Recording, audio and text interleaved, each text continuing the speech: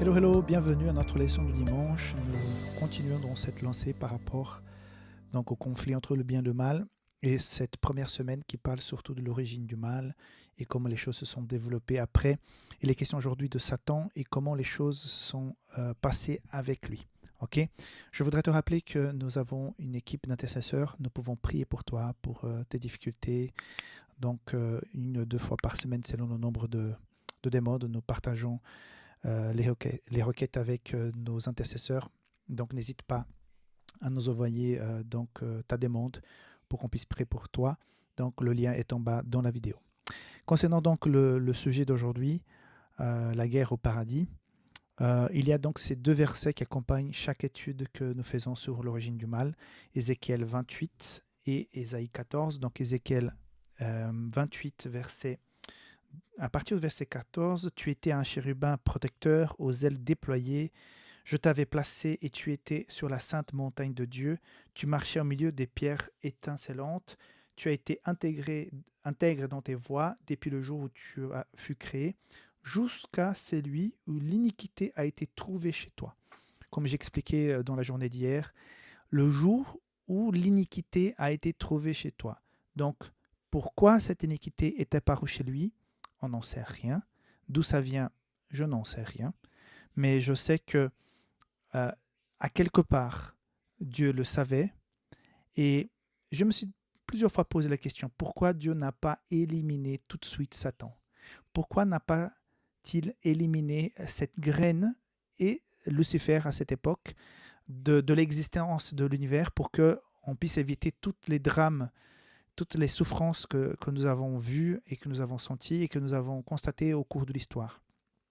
Imagine-toi que si Dieu avait éliminé, anniquilé, fait disparaître, pulvérisé Satan à ce moment-là, peut-être nous n'aurions pas un Lucifer. Nous aurions aujourd'hui 11, 12, 15, 100 Lucifer. Et le problème serait encore plus compliqué. Peut-être ça aurait pu contaminer d'autres créatures créées par Dieu, au-delà des anges et des êtres humains, et mettre en péril tout l'univers. Que sais-je? Euh, Imagine-toi que les êtres ne savaient pas qu'est-ce que c'était le péché, le mal, l'égoïsme, l'orgueil. C'était des pensées, des sentiments euh, très étranges. Personne ne savait. Donc, c'est plus simple pour nous aujourd'hui qui avons tout le recul de dire oh, Dieu aurait pu faire ci, aurait pu faire cela. Mais j'ai tellement confiance que Dieu a bien géré les choses, qu'il a fait le mieux qu'il a pu selon les circonstances qui étaient celles-là, que j'accepte le fait que la façon la moins dramatique, le mal moins, comment on peut expliquer ça? Ce qui a fait le moins de mal, malgré tout, c'est ce qui se passe actuellement. Ça aurait pu être pire si Dieu avait fait disparaître, parce que la méfiance serait sur le cœur de pas un seul ange, comme c'était le cas de Lucifer, mais sur plusieurs centaines de milliers d'anges. Et donc, on n'aurait pas seulement un tiers des anges qui seraient partis avec Lucifer, mais peut-être tous les anges. Vous vous rendez compte? Donc, ça peut paraître bizarre, mais je pense que Dieu a géré de la meilleure manière possible. Ça aurait été compliqué, beaucoup plus compliqué si c'était autrement. Et automatiquement, on constate aussi l'amour de Dieu, parce que automatiquement, le plan de salut est enclenché, où Dieu lui-même vient régler le problème. Donc on voit que l'amour de Dieu vis-à-vis de Lucifer jusqu'à la croix a été immense.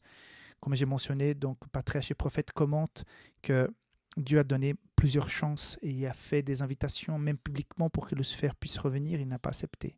Voilà, à partir de verset 12, Ésaïe 14, te voilà tombé du ciel, astre brillant, fils de l'aurore, tu étais abattu à terre, toi le vainqueur des nations, tu disais dans ton cœur, je monterai au ciel, j'élèverai mon trône au-dessus des étoiles de Dieu. Il va continuer, je monterai sur le sommet des nuées, je serai semblable au Très-Haut, verset 14. Donc, le plan, le projet de Satan était d'être au-dessus de Dieu, d'être vraiment non seulement à côté de lui, mais au-dessus de lui, à sa place, carrément. Donc, toute cette intention était bien connue de Dieu, mais il a permis que cela pousse. À quelque part, ça me fait penser un peu à la parabole de l'ivraie, où le maître dit, mais il faut laisser pousser les deux ensemble, et seulement quand ils seront grands, on pourra séparer les bons des méchants.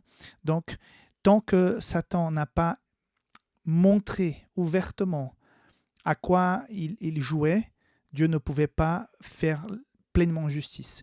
Le jour où Dieu fera disparaître le mal et toutes les personnes qui sont accrochées, aucun être de tout l'univers va mettre en question la décision de Dieu, parce qu'il a été vraiment patient, il a laissé pousser les choses pour qu'il n'y ait aucun doute concernant cette action de destruction qui sera l'application de la justice de Dieu, qui sera une bénédiction.